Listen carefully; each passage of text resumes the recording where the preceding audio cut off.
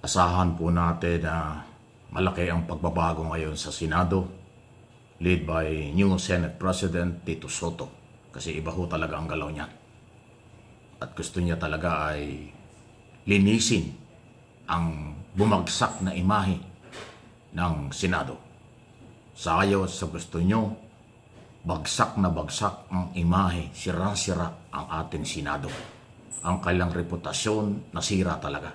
Dahil ho sa issue ng di umano pagtanggap at actually inamin na ni Escudero, dating Senate President, ng donasyon sa mga kontraktor. Hindi pagpapatupad ng forthwith kaagad-agad sa impeachment, iyan ang nasira. At nang ibabaw dyan ang mga Duterte senators,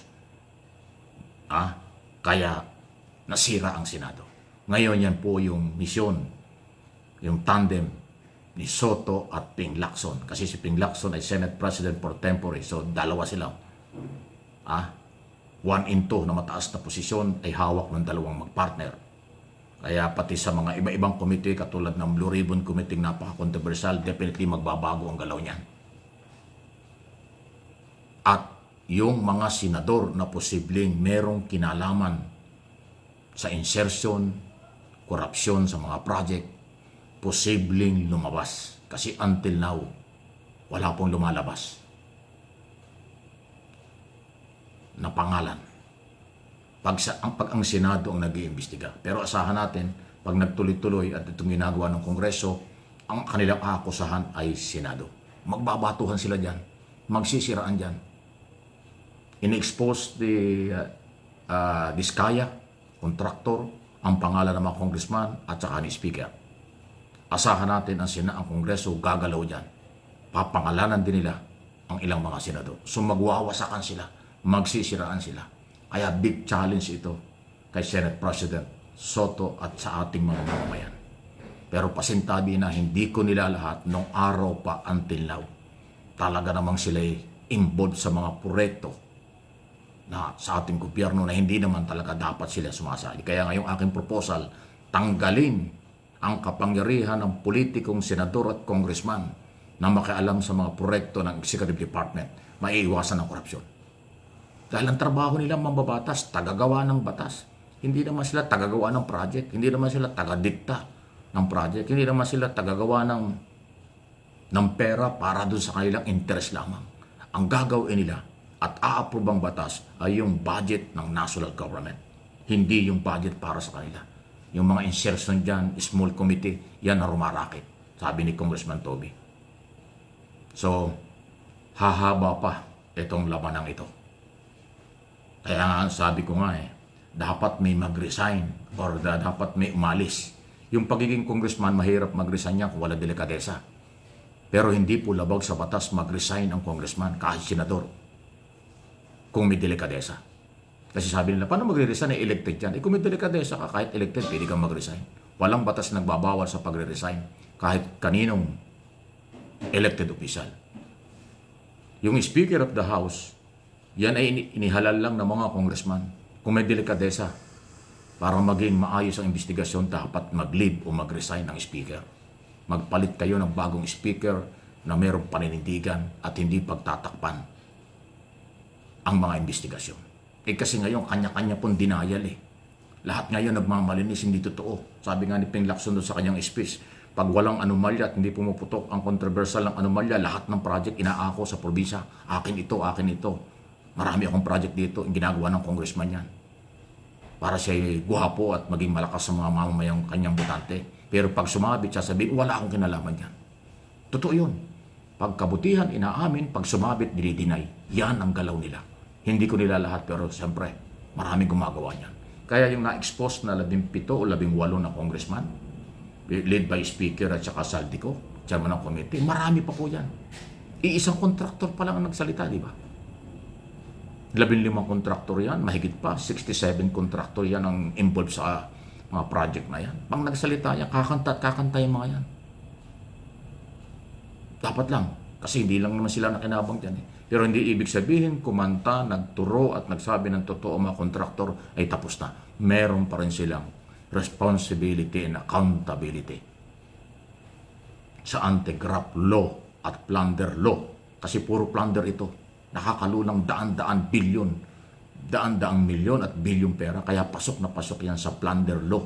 Dapat sila managot. Makulong ang mga kontraktor, makulong mga taga-DPWS, makulong mga politiko mapapatunayan. At dahil dyan, big challenge ngayon sa Office of the President, Independent Commission na binubuo. Kasi itong mga politikong ito, puro denial sa ngayon.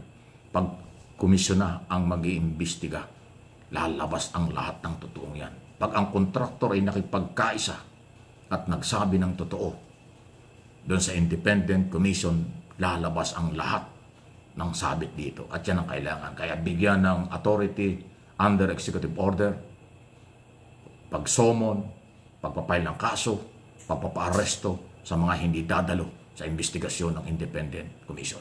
Suportahan natin. Kaya lang busy si Pangulong Marcos, ngayon nasa Cambodia. Tapos pagbalik niya, ilang araw lang, papunta ng Amerika, United Nations. Pero nandiyan naman po ang mga caretaker ng ating bansa. Nandiyan naman po ang Executive Secretary Bersamin na matapang at dating Chief Justice. Alam na alam niya ang batas, alam na alam niya kung anong dapat gawin. Pinaninindigan niya. Kaya ngayon sabi niya, tama yung sinabi. Linisin mo ang bahay mo. Yung mensaheng yun ay nagpapatunay na alam na ng Office of the President ang kalagayan ni Speaker, kalagayan ng mga kongresista na posibleng may kinalaman sa graft and corruption. Kaya uulitin ko, puro denial na lang. Walang aamin yan. Lahat yan magmamalinis. Pero ang katotohanan ay maglulumiyan, lulutang. Sa darating na mga oras, dahan-dahan lalabas yan. Kaya babantayan po natin. Itong si Mr. Pacifico Diskaya at saka si Sara Diskaya dapat maging state witness ito. Pero dapat papanagutin din. Yung mga dating congressman, habulin din ito yung mga pinangalanan kasi iba dyan mga dating congressman. Yung sinasabi ni Governor Dolor na Oriental Mindoro, napakatindi. 42% ang nawala sa perang yung perang nakalaan sa kanila. 25% daw sa itaas, 5% daw sa kung kani-kanino. Basta ang kabuuan 42%. Initial pa lang yun. Pero pag pinagsanib mo yung statement ng governor, ng contractor, talaga naman, marami talagang pangkasino ang mga district engineer. Yung dalawang district engineer, Hernandez at saka Alcantara, nagtuturoan pa eh. Pero magkasama sa pagsusugal. Ang gaganda ng relo, puro milyon ang halaga. Ang gaganda ng mga sports car, saan galing yan?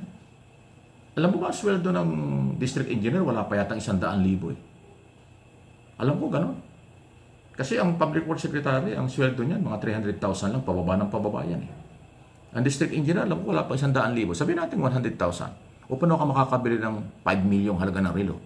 Paano ka makakabili ng 40 milyong halaga ng sports car? Paano ka makakapagkasino ng papatalot na nanalo ng 30-20 milyon? Ilang beses ka nagkakasino isang araw? Ganyang kaluho ang buhay nila. Tapos pareho nagdi-deny. Pareho kayong dapat makulong. Dapat ipakulong ni Pangulong Marcos. Mr. President, ipakulong mo ang lahat. Taga DPWS, politiko, kontraktor, para ang taong bayan ni maniwala. Huwag kang mag-alala, Mr. President. Nasa likod mo ang mamamayang Pilipinong matitino. Nasa likod mo ang mamamayang Pilipinong may prinsipyo.